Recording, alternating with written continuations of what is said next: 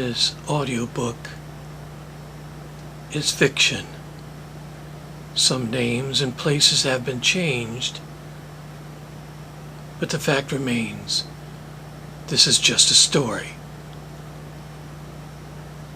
And now, let me introduce you to the book Shame on the Moon, read by Rod M. Thorne, written by Rod M. Thorne. Thank you. I hope you enjoy it. Shame on the Moon. The sign above the door had neon letters that flashed red and green like fingers reaching out to grab anyone who was ever fascinated by colors. So when I walked in the front door, it chimed with one of those rinky-dink bells that either rings for a full minute or until someone puts their hand over the clapper. I stood there, looked around. Every inane, insane, and uncontrollable urge to build, rearrange, and fix up was there. The store not only satisfied curiosity, but created new avenues to take it, shape it, and make it fit, whether it was threaded, filed, honed, or polished to a diamond brilliance. That didn't matter. I wasn't there to buy the place. I was there to buy a barrel of Sudzo soap and 1 can of wax, both from the same manufacturer. They supplied all the easy, quick car washes, and for good reason.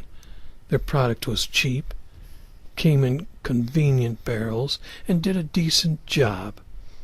I figured Morris was getting an extra shake to be buying it from the hardware instead of buying it direct himself.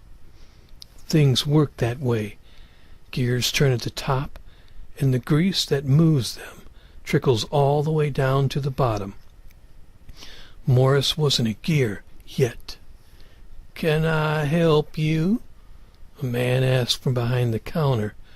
He wore an annoyed look on a long face. Over the face was greasy black hair combed straight back and parted in the middle. He looked stiff like a mannequin. "Sudzo," I said. "I'm here to pick up the soap order." I laid the invoice book and the money on the counter in front of him. He looked at me hard. He was studying my face, and I didn't like it. "Well, read it," I said. "You can call Mr. Morris from across the street if you don't believe me." He picked up the book, signed it, and rung up the amount on the cash register. He slipped a $10 bill in the register drawer and placed a 5 on the book. "You're new around here." "That's right, new," I said. "Most drifters don't stay long in this town. They either wear out or get run out. It's all the same in the end. You plan on staying long? That is, before moving on." I stretched out my hand to shake, and he moved back like it was a gun. I smiled. He nodded his head. "My name's Doc Bonley," I said. "Frank Huxley, this is my store," he said, and looked me up and down. Maybe he missed something.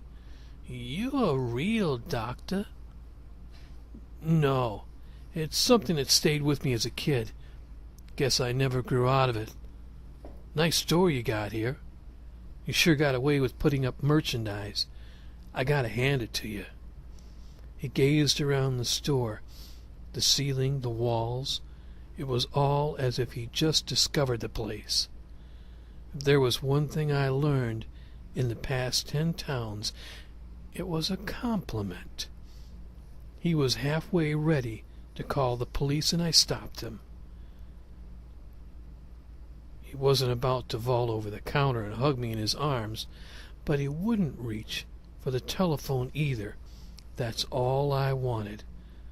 Frank Huxley shouted the order to the back of the store.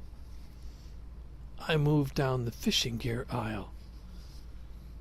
"Excuse me," I said, when a hand cart came wheeling around the corner.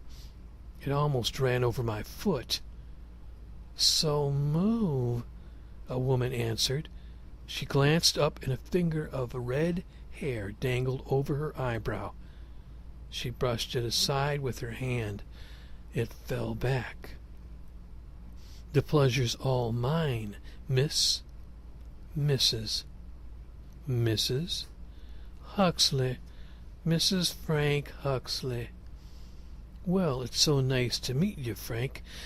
The fellow at the counter has got the same name as you. What a coincidence." "Smart ass," she said. Then she aimed the hand truck right at me.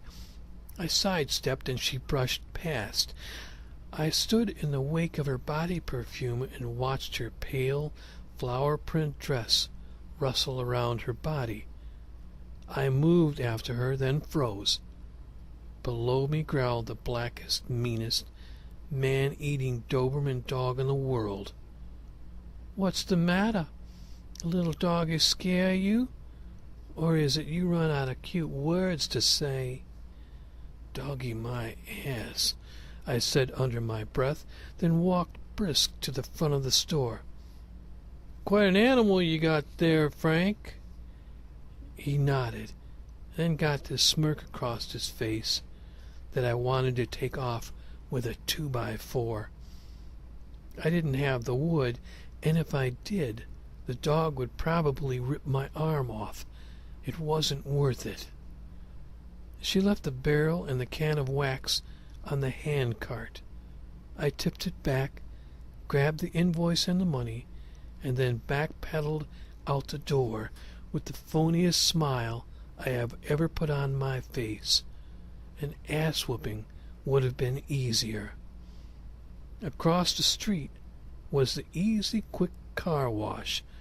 It was the first of its kind, one of Morris Goldworth's business ventures that were supposed to change the world by washing one car at a time.